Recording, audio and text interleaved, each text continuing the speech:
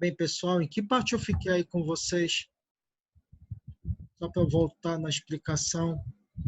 Em Roseli, Valéria, Adriana, em que parte eu fiquei aqui com vocês?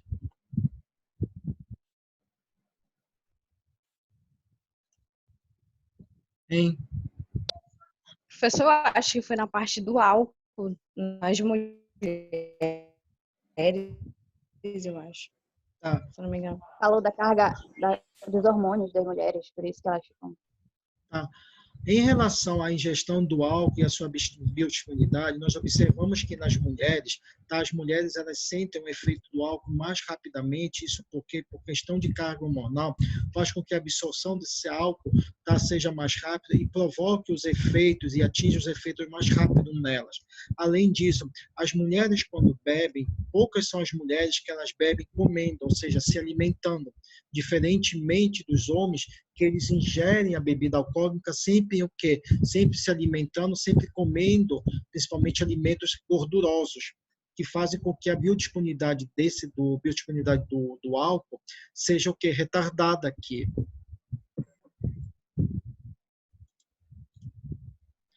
Tá?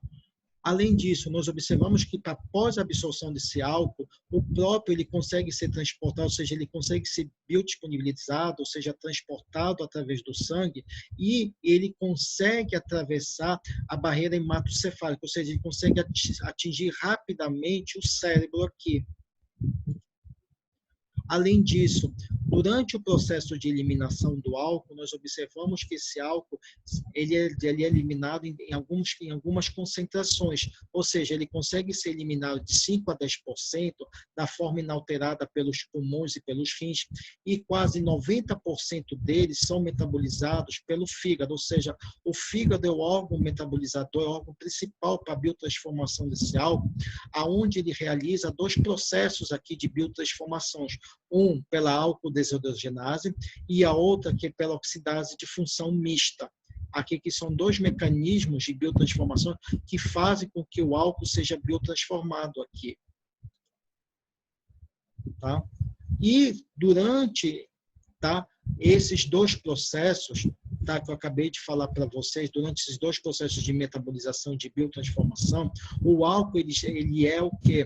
Ele é transformado a acetaldeído, que é o principal metabólito dele, tá? Tanto pela via da desidrogenase alcoólica, quanto pela via de sistema microsômico de oxidação mista, ou seja, de oxidação do etanol. Esses dois processos de biotransformação levam aqui à formação de acetaldeído, que é o principal metabólito de biotransformação do álcool. Tá? Aqui só mostrando para vocês como é a biotransformação através da desidrogenase alcoólica.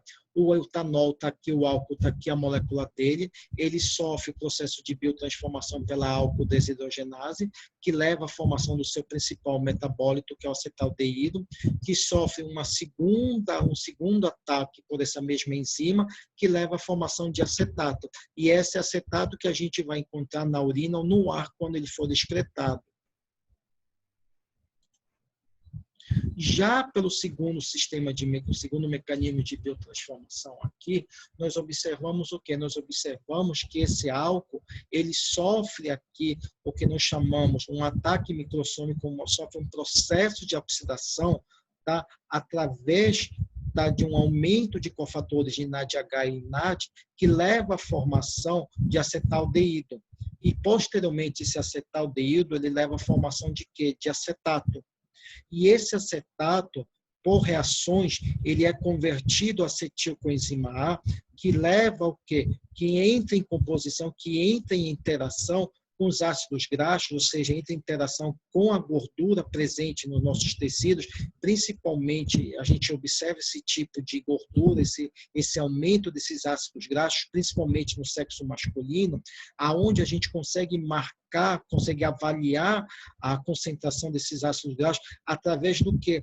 Através do aumento de triglicerídeos e principalmente através do aumento de gordura no fígado aqui.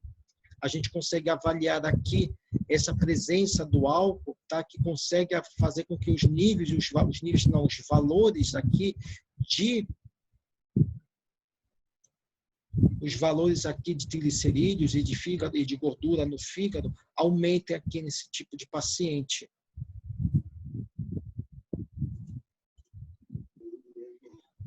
Só para relembrar, na parte da excreção, 5 a 10% do álcool ele é eliminado na forma inalterada pelos pulmões e rins, e quase 2% eles conseguem ser eliminados pelo suor. Tá? A maior parte do álcool ele é metabolizada por enzimas que estão presentes no fígado, que eu acabei de mencionar para vocês, os dois sistemas. Tá? E o mecanismo de ação do álcool, a ação do álcool ele ocorre de uma forma direta através dos seus produtos de metabolização, principalmente do acetaldeído, tá? E em menor quantidade do NADH e do acetato, aonde esses efeitos, aonde a produção desses metabólitos, tá? Principalmente do acetaldeído, pode ocasionar e pode gerar o que nós chamamos de síndrome de alcoolismo agudo ou de síndrome de alcoolismo crônico, ou seja, dependendo da dose, da frequência e do tempo do indivíduo, essa síndrome aqui, ela pode se instalar rapidamente ou pode se instalar no decorrer do tempo que o indivíduo fizer o uso do álcool. E quais são os efeitos do álcool no organismo? A gente tem vários efeitos, desde hepatopatias, pancreatite, hepatite, até doenças musculares esqueléticas, passando por quadros de anemia, alterações no sistema nervoso central, alterações na frequência cardíaca, e o mais drástico é quando a mãe é uma mãe alcooletilista, tá? E é gestante ao mesmo tempo, aonde o feto acaba produzindo o que nós chamamos de síndrome alcoólica fetal. Aqui o feto acaba absorvendo certas quantidades de álcool que tornam ele também um dependente nos primeiros meses de vida. Tá? E o álcool ele também produz dois tipos de efeito. O primeiro deles é o efeito positivo, que é o efeito de quê? De desinibição, euforia, alegria, bem-estar, tá? O indivíduo perde a timidez. Esses são os efeitos positivos. Mas só que em contrapartida, quando os efeitos do álcool começam a decair, começam a diminuir, olha que o indivíduo começa a apresentar efeitos negativos que vão desde agressividade, irritabilidade, estabilidade emocional, risco de acidentes, ele começa a perder a sensibilidade, os reflexos, tá? Sobre o corpo e sobre a mente. E nós chegamos na tolerância e na dependência. A tolerância para o álcool é caracterizada principalmente pela menor resposta, ou seja, pela menor dose de álcool, que pode ser aguda ou crônica. Ou seja, o indivíduo, quando é submetido, quando é exposto a doses menores de álcool, ele já começa o quê? Ele já começa aqui a produzir uma tolerância. E essa tolerância e essa dependência, que logo em seguida se torna uma dependência, ela ocorre através de dois eventos que são distintos e indissociáveis. Tá? Ou seja, o indivíduo não consegue perceber isso no momento, ele só vai percebendo ao longo do tempo, ao longo da sua exposição ao álcool. E a dependência ao álcool, ela se torna, tá? Ela se torna uma dependência funcional. Por quê? Porque as próprias células do nosso organismo acabam produzindo, apresentando os dois tipos de mecanismos, dois tipos de efeitos que eu acabei de falar para vocês, tanto o efeito positivo, que também pode ser denominado de um reforço positivo, como também um efeito negativo ou um reforço negativo aqui. O indivíduo farmacodependente ao álcool pode vir apresentar. E qual é o diagnóstico para essa dependência? Principalmente, o primeiro deles é os sinais de tolerância, quando o indivíduo começa a beber a mais, ou seja, começa a ingerir álcool de forma excessiva. Além disso, quando o indivíduo tenta suspender o álcool, ele consegue gerar uma abstinência a ele. Tá? Além disso, a própria tolerância faz com que o consumo alcoólico se torne incontrolável e, além disso, ele não consegue mais interromper o uso, ou seja, ele não consegue mais, largar de usar o álcool, ele começa a incorporar o álcool no seu dia a dia. Por quê? Porque ele tende ao quê? A saciar os seus efeitos e, principalmente, prolongá-los no seu organismo. E, com isso, vai gerando o quê? Uma persistência no vício. ou seja, na necessidade de consumir o álcool. E dentro da síndrome de abstinência do álcool, tá, nós observamos que o indivíduo começa a apresentar desde confusão mental, alterações psíquicas, alucinações, tá? Ele pode ter até aqui delírios perceptórios, tá? Devido a essa abstinência.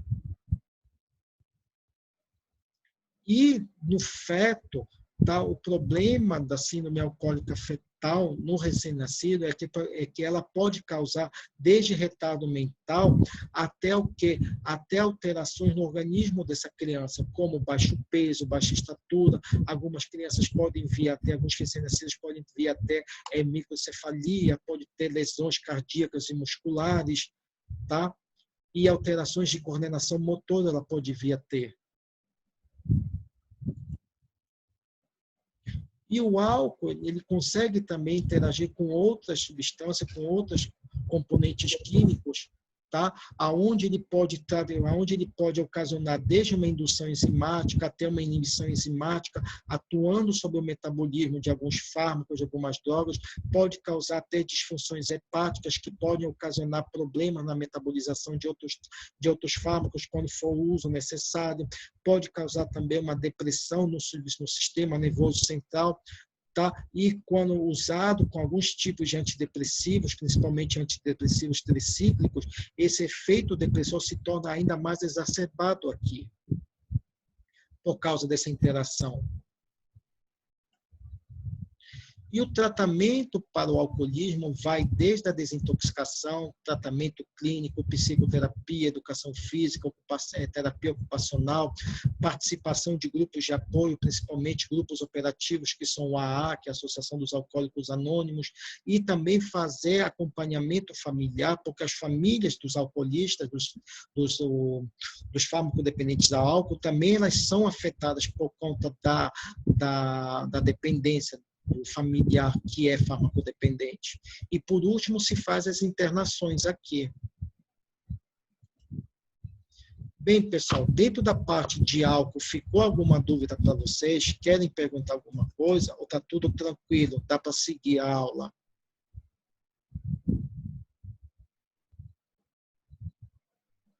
Hein,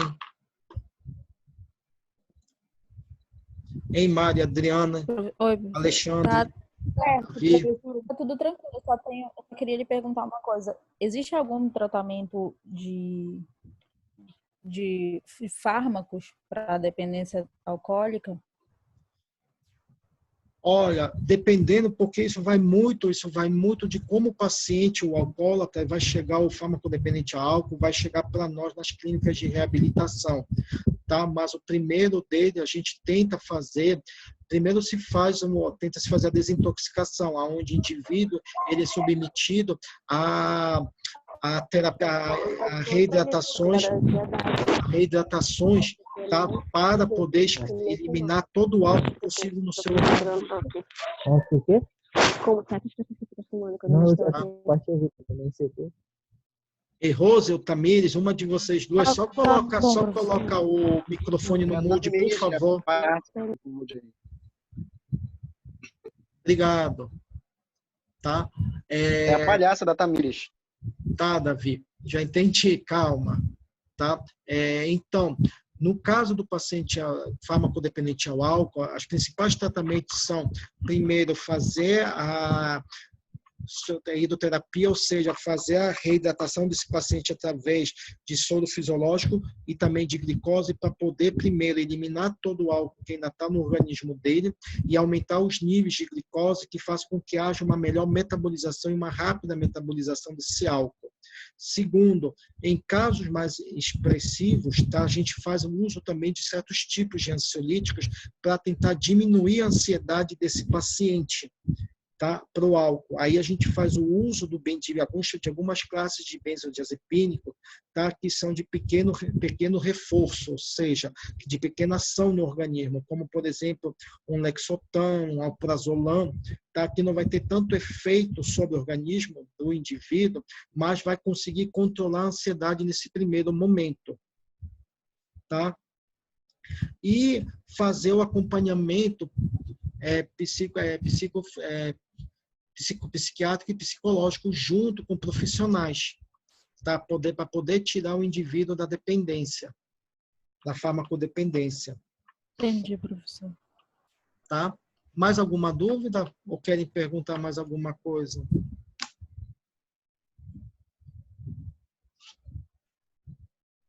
Posso seguir em frente? Posso seguir com a aula?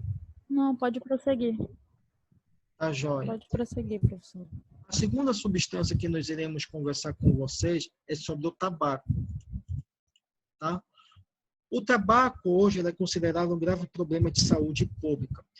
Tá? Segundo a Organização Mundial da Saúde, no mundo inteiro tem quase 1 bilhão de pessoas, 1 bilhão e 200 milhões de pessoas, tá, que são fumantes, ou seja, 1/3 da população mundial, tá, é fumante.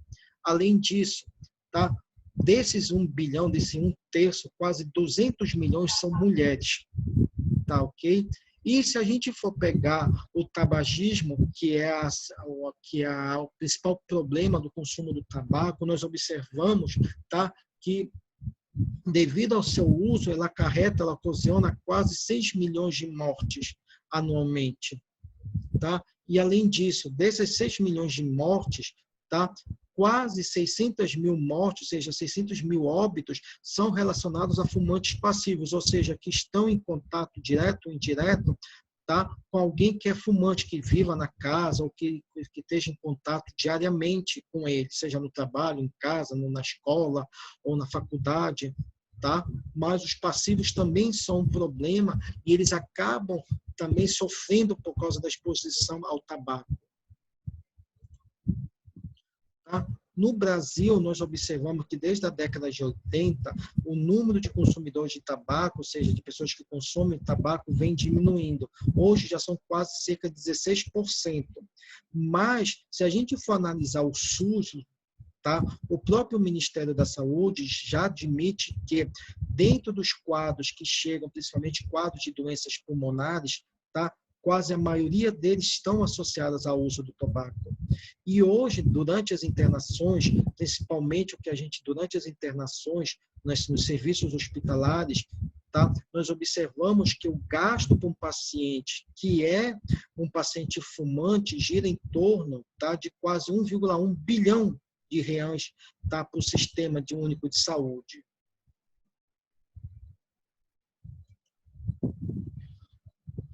Só para você se lembrar da composição química do tabaco, ele faz parte da família das solanáceas. A espécie mais importante é a nicotinamida tabaco, tá? Onde aqui a nicotina é o principal composto ativo, tá, do tabaco, e dependendo da composição química desse tabaco, ele vai variar muito conforme o cultivo e o tipo de preparo, o tipo de manuseio desse material vegetal. Isto por quê? Porque na folha do tabaco a gente observa mais de 500 constituintes fitoquímicos, tá, desde alcaloides, flavonoides, que estão presentes nessa folha do tabaco, que através da queima e tá, desse tabaco, a gente já conseguiu isolar mais de 4.700 espécies, tá, de substâncias químicas presentes na folha do tabaco, através da queima dele.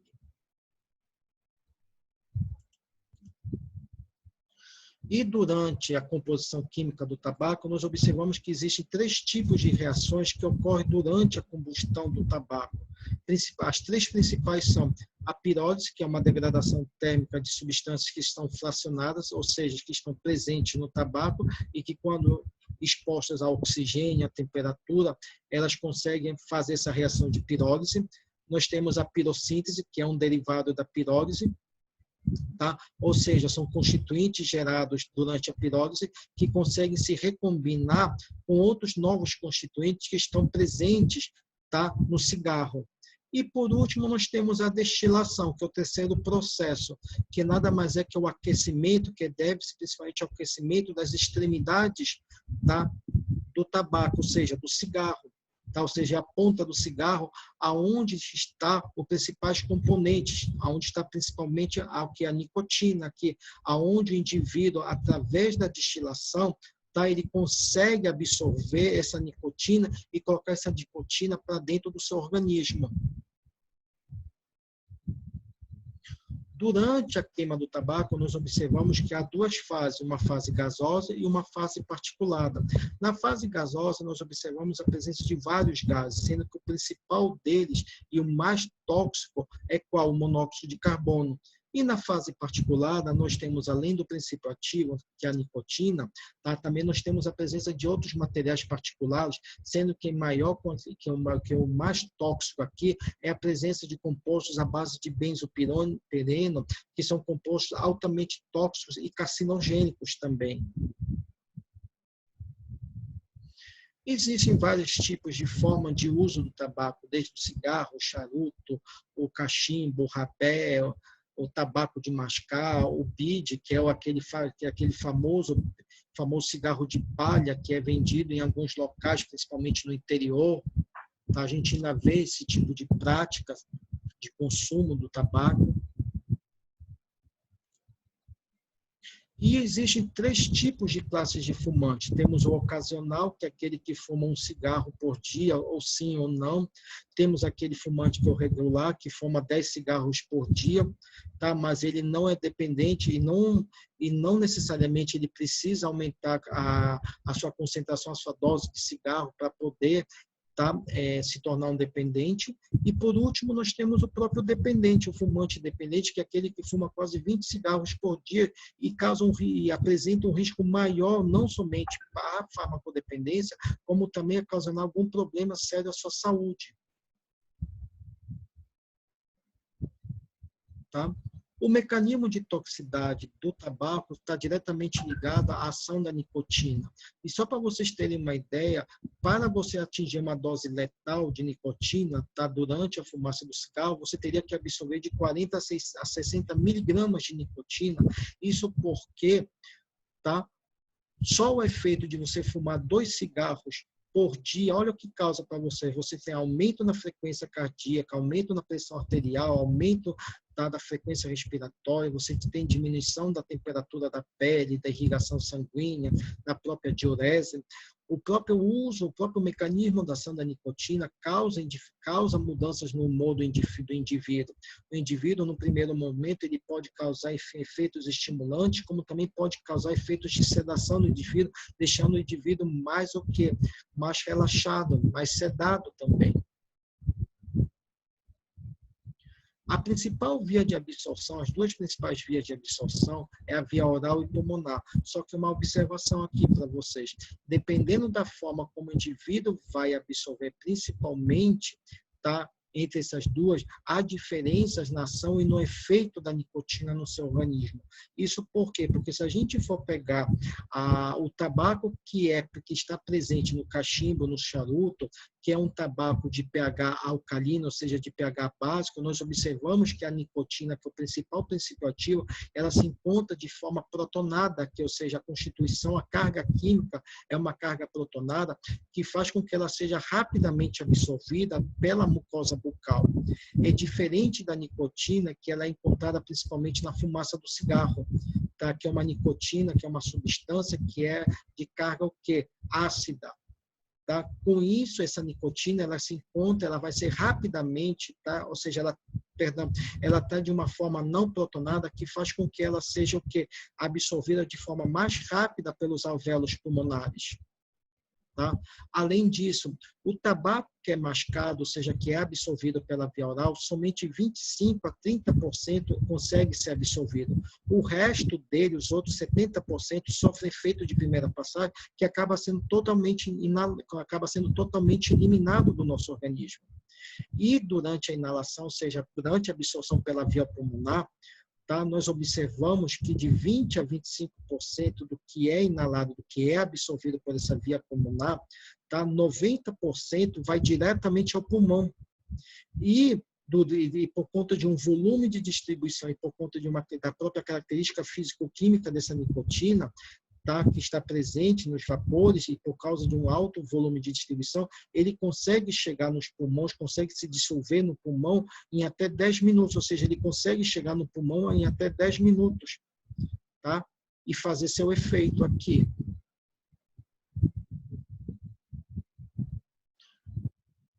E por conta dessa rápida absorção, a nicotina também ela consegue ser rapidamente distribuída pelo organismo do indivíduo. Por quê? Porque ela se liga facilmente às proteínas plasmáticas e consegue atravessar, tá, os tecidos, os órgãos e principalmente a barreira placentária e consegue também ser secretada pelo leite materno. E essa nicotina ela é biotransformada no fígado, ou seja, 80% a 90% da nicotina consegue ser biotransformada de forma direta, tá, no fígado, aonde ela apresenta um tempo de meia-vida até de 2 horas aqui. E o principal metabólito gerado durante o processo de biotransformação dessa nicotina é essa composto aqui, a cotinina. Tá? E a biotransformação e a geração desse metabólito a cotinina faz com que esse metabólito apresente uma meia-vida, tá, mais demorada que a própria nicotina, ou seja, ela consegue ficar mais tempo aqui presente no organismo do indivíduo. E nós observamos que durante o processo da excreção, a excreção aqui da nicotina, tá? Ela é excretada de forma inalterada na urina, só que essa excreção de forma inalterada da urina, ela se faz dependente ao pH. Tá? Isso por quê? Porque em pH ácido, tá? Somente 23% dessa nicotina ela consegue ser excretada de forma inalterada. Já em pHs alcalino, o valor decai ainda mais, ou seja, o valor diminui ainda mais. Então, nos casos de intoxicação, nós acabamos o quê? Nós acabamos acidificando essa urina para fazer o quê? Para que esse indivíduo excrete mais rapidamente essa nicotina pelo organismo aqui.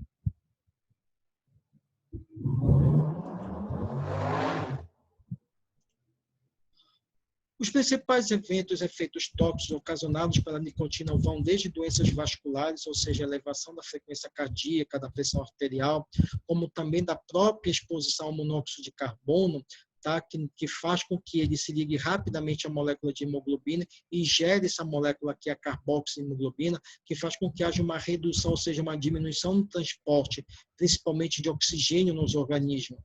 Tá? E aí, desencadeia o que a gente chama de cardiopatias isquêmicas, ou seja, a nicotina associada à produção de monóxido de carbono, tá, faz com que haja formação de trombose e de aterosclerose no indivíduo aqui.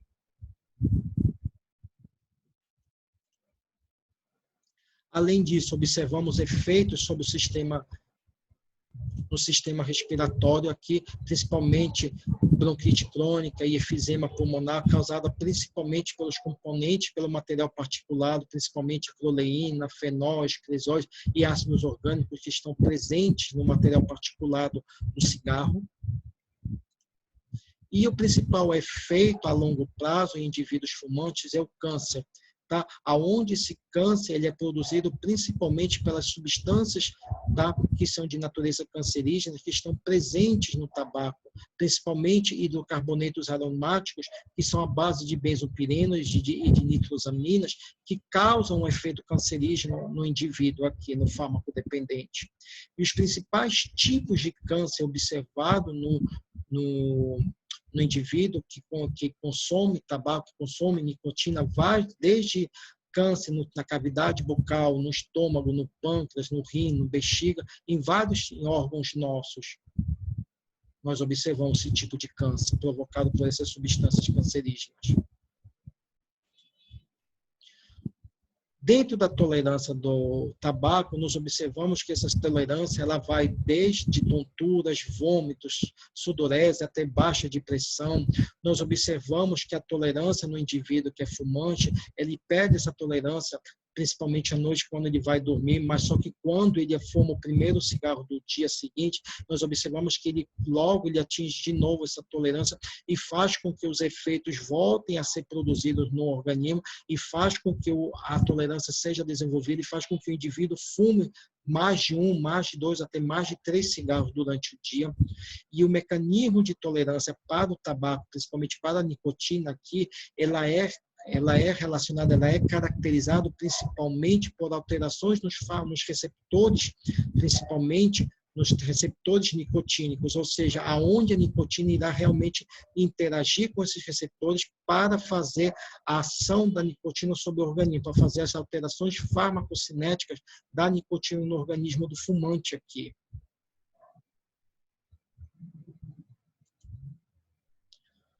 A dependência em relação à nicotina, tá? A nicotina é o principal princípio ativo e, então, por conta disso, é o principal responsável pela dependência. Isso por quê? Porque ela tem uma ação estimulatória, tá, sobre os neurônios noradrenérgicos. Com isso, esses neurônios eles conseguem, tá, fazer com que haja um aumento, principalmente, um aumento no estado de vigília, um aumento no despertar de relações, principalmente psicossomáticas, como também em relação a situações de estresse. Tá? Além disso, a própria nicotina ela consegue atuar também na estimulação motora, ou seja, na coordenação motora do indivíduo, do dependente, fazendo com que haja uma maior liberação de dopamina. Tá? E com isso o indivíduo consegue apresentar algumas ações psicoativas, como também consegue apresentar alguns sistemas de reforço, como são vistos na interação, como são vistas na intoxicação pelo etanol, que a gente falou anteriormente para vocês. E a abstinência ao tabaco vai desde transtornos do sono, desde náusea, irritabilidade, fadiga, redução da frequência cardíaca. O indivíduo começa a ganhar peso. Vocês veem que indivíduos que deixam de fumar, tá, que são fumantes mesmo, crônicos, quando deixam de fumar, eles ganham peso em menos de 30 dias, eles conseguem ganhar um peso de 10 a 20 quilos acima do peso normal deles. Tá? E nós observamos que essa abstinência, no momento em que o indivíduo ele deixa de fumar, essa abstinência ela é estabelecida no mínimo, num prazo máximo, mínimo de até 24 horas, o indivíduo consegue apresentar essa abstinência, podendo durar, em muitos casos, dependendo de como seja esse dependente, ele pode até durar meses e anos. Por isso que o indivíduo ele tem que fazer um tratamento contínuo até o fim da vida, tá? Principalmente de substâncias que são a base de nicotina, para pelo menos tentar manter essa nicotina nos primeiros anos de tratamento em concentrações não tóxicas e não dependentes para ele, mas também mantendo a saciação e mantendo esses níveis para que ele não tenha recaídas futuramente. Bem, pessoal, dentro da parte de tabaco, ficou alguma dúvida para vocês? Querem perguntar alguma coisa a respeito do tabaco? Hein? Ou posso seguir em frente? Hein, Adriana, Alexandre, Davi, Mari, Elda, Aline, Fabrício, Roseli, Sueli. Por mim, pode seguir. Pode seguir, professor. Tamires, Valéria. Pode seguir, professor. Beleza. A terceira substância que nós vamos Ficamos conversar... na cannabis. Vamos lá. Tá? Agora vamos falar sobre a maconha para vocês. Tá? A maconha, também chamada de cannabis, por incrível que pareça, é a droga ilícita mais difundida e traficada do mundo. Muitas pessoas acham que foi o ópio antigamente, mas não é, mas foi a cannabis, sim. Ela é originária principalmente da Ásia Central e ela já está presente em quase todos os continentes, tá, do globo, sendo que no Brasil ela chegou através dos escravos, tá? E hoje já é difundida e utilizada, tá, para diversos fins, seja lícitos ou ilícitos também, a gente já vem observando o uso dela. Na identificação botânica, tá, só para curiosidade de vocês, ela faz parte da família Cannabaceae, sendo que aqui, tá, a cannabis ela se apresenta, ela pode ser extraída, tá, e apresentar vários tipos de constituintes, sendo que o principal deles é esse coleguinha nosso aqui, o trans-delta-9 tetraidrocannabinol, que apresenta atividades psicoativas. Ela, aí eu quero chamar uma atenção para vocês, por quê? Porque se a gente for diferenciar na legislação penal e na legislação saúde, legislação farmacêutica, nós observamos que na legislação penal, a partir da Lei 11.343, no seu artigo 33, ela considera, tá, o uso da cannabis de forma ilegal, ou seja, ela é uma droga ilegal aqui. Mas, se a gente for estudar, e vocês acho que já tiveram contato com a portaria 344 de 98, vocês vão ver que dentro da lista E e lista F, para substâncias entorpecentes, o princípio ativo, eu estou falando do princípio ativo da cannabis, aqui, tá? Nós observamos que essa cannabis, o princípio ativo dela, o tetraidrocannabinol, ela é uma substância que ela pode ser prescrita no Brasil, tá? Sendo que qualquer profissional, principalmente profissional médico, ele está habilitado para prescrever. E são poucas as classes médicas que podem prescrever os derivados da cannabis. Principalmente podem ser médicos oncologistas ou cancerologistas ou médicos neurologistas, tá? Para certos tipos de tratamento, para alguns tipos de doenças degenerativas, neurodegenerativas. Hoje, os derivados do canabinoide, eles são muito utilizados e estão sendo utilizados como alvos terapêuticos para diversas doenças. Aí eu cito para vocês dois tipos, que o primeiro é o Sesamet, que foi um dos primeiros derivados da cannabis, que foi utilizado principalmente, tá, para o tratamento de emese, náuseas e vômito para pacientes de certos tipos de câncer, principalmente na fase terminal. Tá? E temos o marinol, que tem o dronabinol, que é um outro derivado da cannabis, outro derivado da tetraidrocannabinol, tá? Que ele é muito utilizado para pacientes soropositivos, ou seja, HIV positivos, por conta da perda de peso acentuado que esses pacientes ocorrem neles.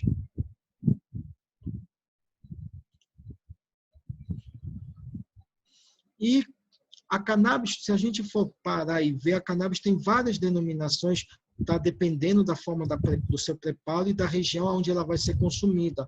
Aqui no Brasil, ela é chamada de baseado, de fininho, de maconha. Em alguns países latino-americanos, são chamadas de marihuana. Tá? Tá faltando um minuto para cair o link. Aí, sim que cair, eu volto e mando de novo para vocês o link. Tá bom?